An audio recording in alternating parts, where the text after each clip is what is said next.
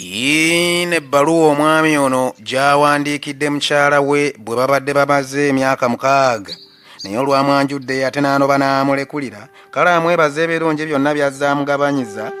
Ebbaluwa eno y'emu ku bikoze ng'ettawaaza oba olyawo emuloopere gy'ali nga bw'asula amulowooza. Maseruka the Poet nze ntuddewo okugibaga era olumaliriza n'ansaba nkuweeko kopi naawe bw'obaako ebbaluwa gy'oyagala tukubagire nga yakikula kyonna kasiteeba yakikolosoofa.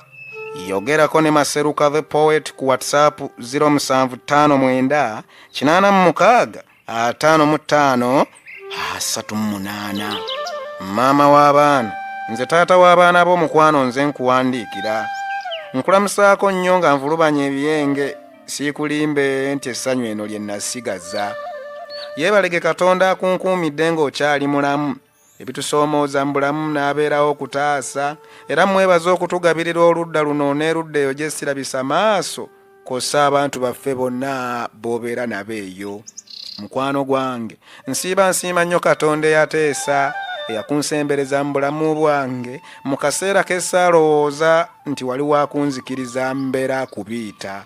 Nja kuba nkulimbye singa neewaayiriza nti nalina obukakafu nti wali waakunzikiriza ompa omukisa ogunzikiriza kuba obubalagavu bwo obukirako enjuba eyakazuukuka bwali busabanja amabba bbanyi nga nange muntwalidde ng'otutomeza ebisenge n'obukonge nga nti otulobya abaakukubangako amaaso agavulubanya ekisaage watunuzanga enviiri ze zitemagana okukamala n'amannyo ge agakasenga agatemagana ng'ejjiraasi byamizanga bangi amangota naye okwepena bonna b'ensuubira abaali bakuyaayaanira mu kiseera ekyo ekyali ekikalubo okusalawo ani n'osalawo nze gw'oba ometta ettogero ly'omukwano nkutwalira ddala nga gye ndi oli muntu wa muwendo. Mukwano nandibadde sikuwandiikira bino nga mbikugamba maaso ku maaso naye oluwonko olw'ekise mu masekkati gaffe awo lwe lumpalabanyiza ebirowoozo mbitumise bwino oba oliawo bindoope gy'oli nga bwe nsiiba nkulowooza.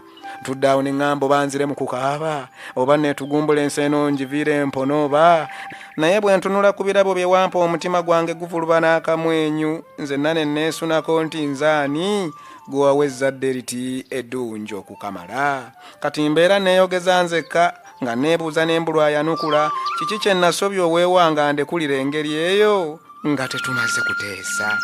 Abaana baffe basiiba eno bansoya ebibuuzo ate ye omwana waffe gwe wansanga naye olwo bw'alidda mu mulimbe kyoba nti mami wo yakwagala engeri etyo yagenda kulaba jjajja bw'ali ku manja ndyanukula ntya oba kale singa tewanzikiririzaawo ndowooza singa ndi mu nsala y'okuba n'abaana abalungi bwe bati.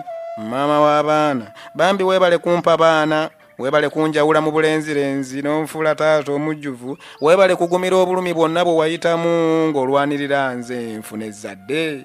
Omutwe ne kamunguluze saako emmeeme yakusinduukiriranga mbirowoozaako nga bwe mbiddiŋŋana naye buli lwe ntunula ku baana baffe omutima gwange ndabiraawo nga guvulubanya akamwenyu.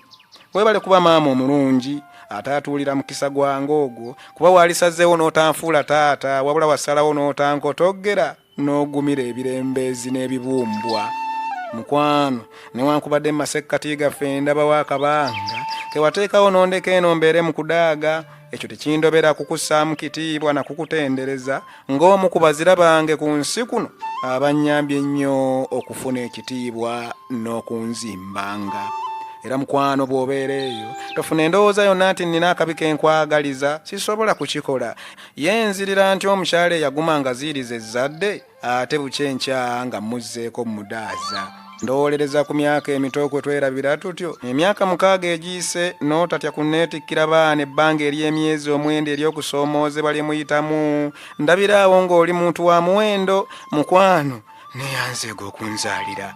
Maama w'abaana saba osiime nkwebaze nga bwe nkuddiŋŋana nti okulabirira abaana baffe bonna nga tososodde n'obeera maama omulungi embeera ze ez'obutasosola mu baana sisuubira nti omukyalo w'ekikula ng'ekyo ku kakyo kano mwangu okufunika. Weebale kugunjula baana baffe n'okubalabirira saako okubagolola ensobi era nabeerangaawo ne ndowoolereza nti oba ogwana kirabo ki era bwe wantwala n'onnyanjulayo mu bazadde obuvumu nabufuna kyesaasuubira nti ate yeneebe entandikwa y'okuserebya omukwano gwaffe ogwali omuzimbe.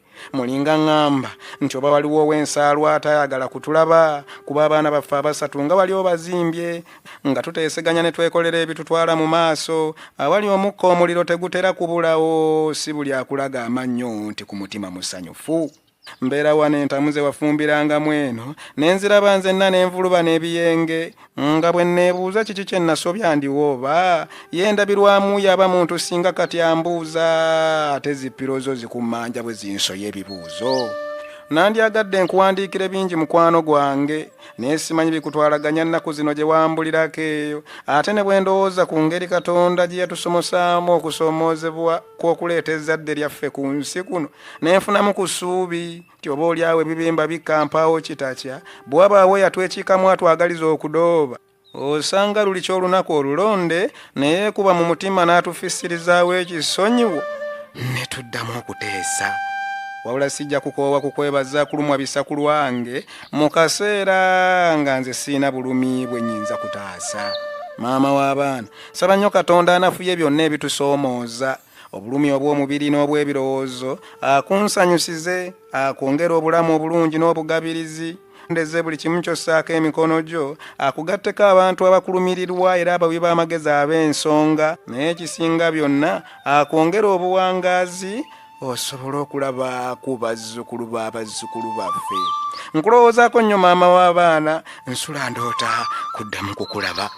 Nasaako omukono nze mukwano gwo